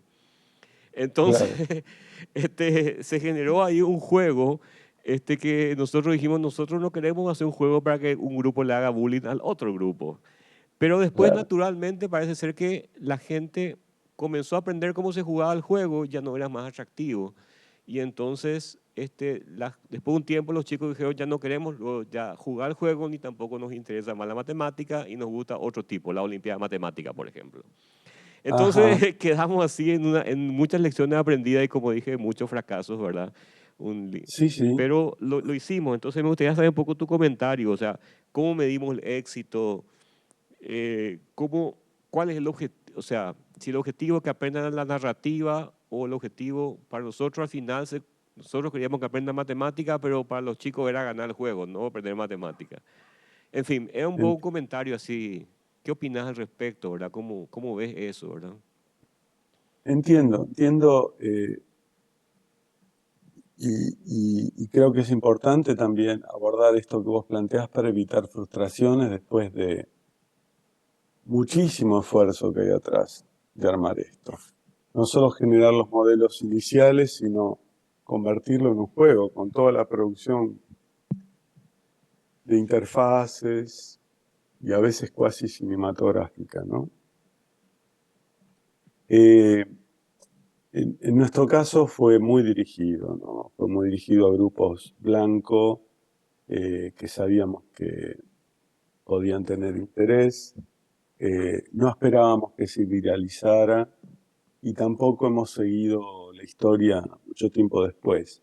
Es muy difícil que alguien vaya a buscar el juego en internet para jugarlo, porque sí, uno esto lo lleva a determinados ámbitos, a determinados grupos donde quiere instalar determinado tema, por ejemplo, para instalar en tomadores de decisiones la importancia de pago por servicios ambientales, puede dar una charla, puede repartir un paper, puede mostrar un videíto o puede canalizarlo a través de un juego. Pero de nuevo, lo que vos decís es real. ¿Cómo evitar que el objetivo fundamental se pervierta y termine siendo el puntaje más importante que las lecciones que uno pretende que se aprendan, entre comillas, lecciones, ¿no?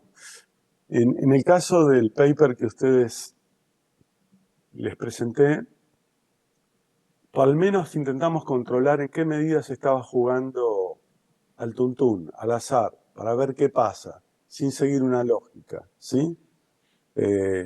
Nos inventamos un método y, bueno, por lo menos no tenemos evidencias de que se haya explorado en forma compulsiva y he insistido en aquellas respuestas que daban mejor resultado simplemente por azar.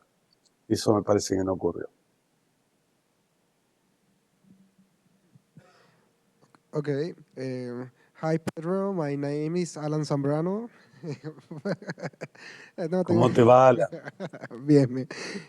Tengo una pregunta. Sí. Me dijiste que en el juego que desarrollaron, usando esta herramienta, como le explicaste a Andrés, es que seteas el juego de una manera para que el score refleje aquello que quieres que aprenda la persona. Entonces, Sí. mi pregunta, bueno, son dos preguntas. La primera es, ¿cómo desarrollaron el score? Es decir, buscaron de maximizar los servicios ecosistémicos que el juego producía a pesar de que pudieras tener una merma en la ganancia económica, o un score alto era cómo tener la mayor ganancia económica pero sin impactar tanto los servicios ecosistémicos. Esa sería la primera pregunta, o sea, ¿cómo setearon para tener ese score? Y la segunda es si dentro de la propia mecánica del juego, para buscar de maximizar esto de mayores ganancias y menor impacto en servicios ecosistémicos, introdujeron como parte del payoff en el sistema que, como es muy fácil tener un payoff asociado a dinero, buscar alguna manera de que se refleje de manera explícita que un mayor payoff también se puede obtener aumentando los servicios ecosistémicos. O sea, como que si lograron en la mecánica del juego introducir como parte del payoff que servicios ecosistémicos también produce algo positivo. Esas son las dos preguntas. Sí. Bien. A ver, Alan, yo creo que te voy a responder las dos en una. Y cuando te explique un poquito más cómo estaba calculado el puntaje final. Puntaje final de la serie de 15 años. Como a nosotros nos interesaba que los jugadores se alinearan con el objetivo de la captura sustentable de beneficios, primera decisión es que no interesaba los beneficios capturados al tercer año o al cuarto o puntualmente al 15º año, sino a la integral de los beneficios capturados durante los 15 años. O sea, podría ser la integral o el promedio anual, ¿sí? Pero en realidad lo que interesa es que el manejo haya sido compatible con una producción sostenida de beneficios.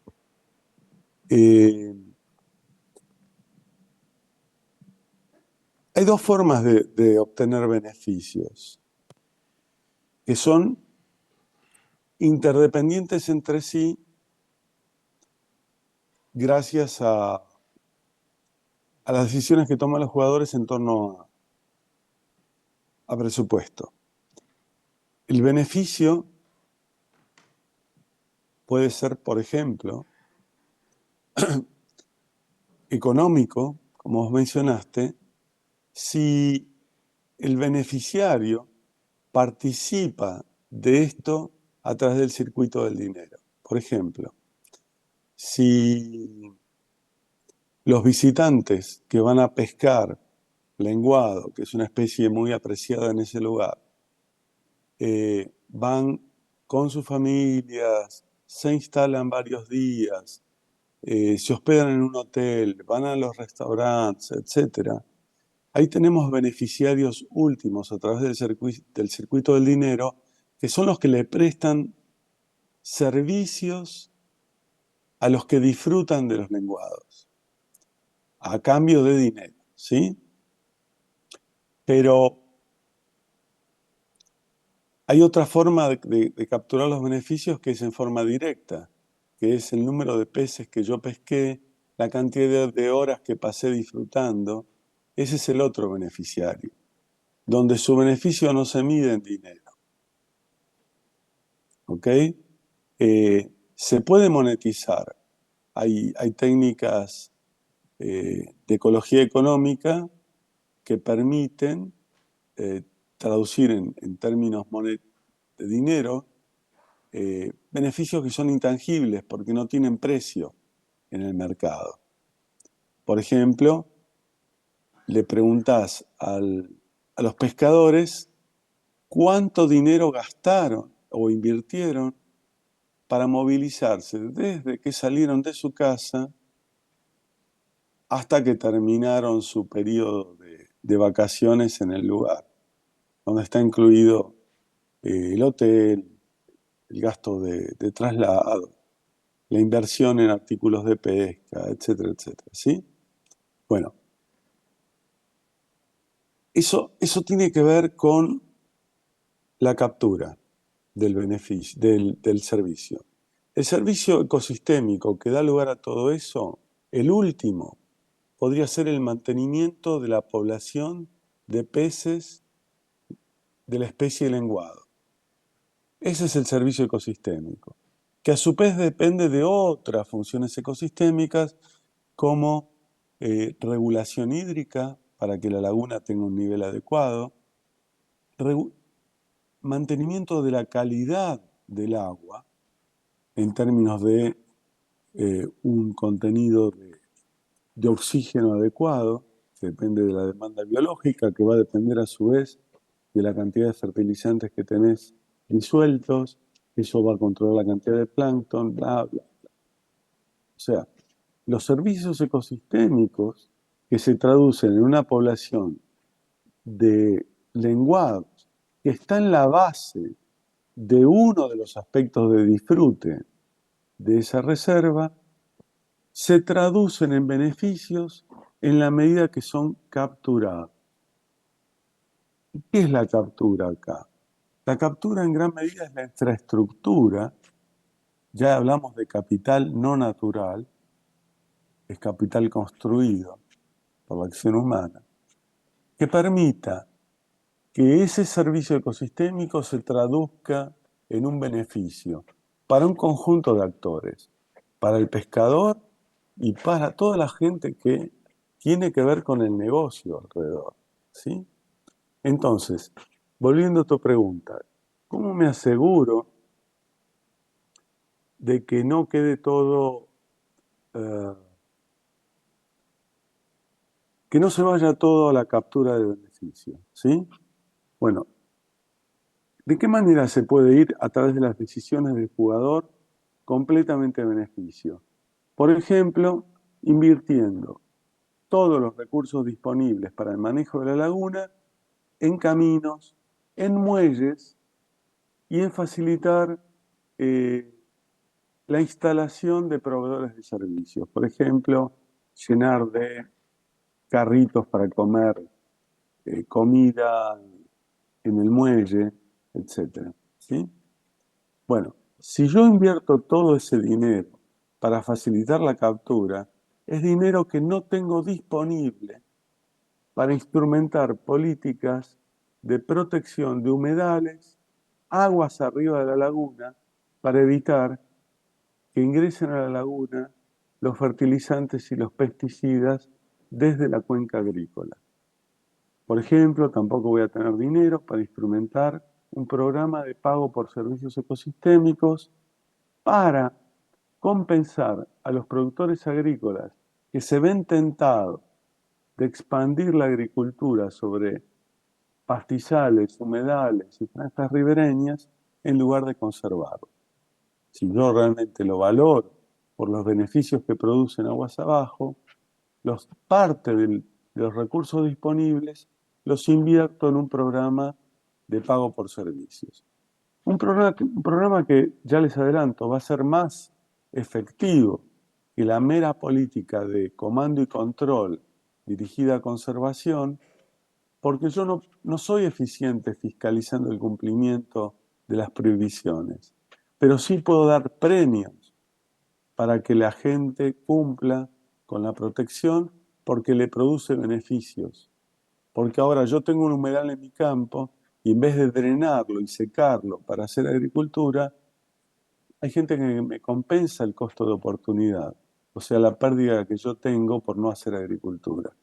Y a su vez, ese programa de servicios amplía el presupuesto que yo tengo disponible, porque ¿de dónde sale? Sale de un cobro, un pequeño cobro de derechos a los beneficiarios por los beneficios que están capturando. Vos estás entrando a la laguna, antes esta reserva era gratuita, pero ahora tenés que reconocer que vos venís hasta aquí en la búsqueda de ciertos beneficios que nosotros te ayudamos a capturar porque hemos construido infraestructura para eso, pero vos aportás un dinero en compensación que retorna a parte de los actores sociales que lo hacen posible. Un poquito esa es la lógica, Alan. Pedro, vamos a cortar ahora acá. Dale. Bueno, hay una ¿Sabes? Sí. corta. Bueno, la última pregunta y vamos a seguir mañana con la actividad porque tenemos que cortar. Mañana tenemos 2 horas, jugamos al juego y avanzamos con la actividad que has propuesto. Me parece bien, me parece bien. Hola, ¿qué tal? Mi nombre es Rocío. Y la verdad que el Rocío, tema ¿qué de tal? manejo de medio ambiente es algo que me interesa mucho. Yo soy bióloga de base, aunque Ajá. trabajo en otra cosa, en teoría de juegos. Y la duda que me queda cuando veo es que, bueno, al fin y al cabo cuando uno juega un juego generalmente es para ganar. O sea, uno quiere ganar la mayor parte de las veces. Y me queda la duda de que hay una serie de conocimiento detrás de lo que estás diciendo. Por ejemplo, yo pienso, quiero mantener, o sea, me interesa esta laguna, por ejemplo, lograr que se cuiden las cuencas altas y que la agricultura no llegue hasta el borde para que los nutrientes no lleguen y no haya más sedimentación y no se eutrofice tu laguna y te quedes al final sin el pescado. Pero hay mucho conocimiento y hay mucha cadena de información ahí, que por ahí Sí. para mí es fácil porque me crié en eso, pero para otro no. Entonces, lo que creo es que los jugadores, y me pasa cuando no es mi área, yo puedo llegar a aprender a ganar un juego porque simplemente sé que las combinaciones son adecuadas, pero no tengo bien el conocimiento detrás de por qué. Entonces, este juego es como para crear conciencia en la gente, para que se discuta o para que la conciencia quede en los futuros tomadores de decisiones, por ejemplo, porque eso es importante. Si se le hace jugar a chicos, puede ser que en algún momento, bueno, quizás tampoco entiendan todavía toda esta lógica, pero van a recordar que es bueno que se cuiden las cuencas y los... ¿Entendés? Tengo una serie de dudas en esa parte. Bueno, me alegro Muchas que tengas gracias. todas esas dudas. No, te agradezco a vos, me pareció perfecta tu participación en este sentido, de que es bueno ir con dudas y con preguntas a una actividad. Justamente, vos vas a ir atenta, a lo mejor más que otro que no se lo planteó, así efectivamente ganar este juego implica haber aprendido. Si se ha logrado establecer el vínculo entre el premio que otorga el juego y haber incorporado lo que esperábamos que se incorporara. Pero me encantó, ojalá mañana podamos retomar esto y lo podamos discutir. Yo hoy por hoy soy el primer crítico de este juego. La verdad que sirve justamente para aprender jugadores y diseñadores. Es nada más que una exploración, una pregunta. ¿Hay oportunidades de usar los juegos con este objetivo que nosotros pretendemos? ¿O realmente sería más directo ir por otra forma? Un juego de roles, por ejemplo. Esas son preguntas que podemos debatir mañana, si les parece. Bueno, gracias, Pedro. Nos Bueno, vemos entonces chicos, mañana. mañana atacamos directamente. Sí. Confirmame, Marcelo, si tenés el link para el juego, para Sí, dárselo. lo tengo, se los voy a enviar Bueno. por correo y si no lo publicamos acá en pantalla. Genial. Mañana a las 14 entonces. Sí, bueno. Gracias por el aguante, gente. Gracias. Un abrazo. Chau, chau.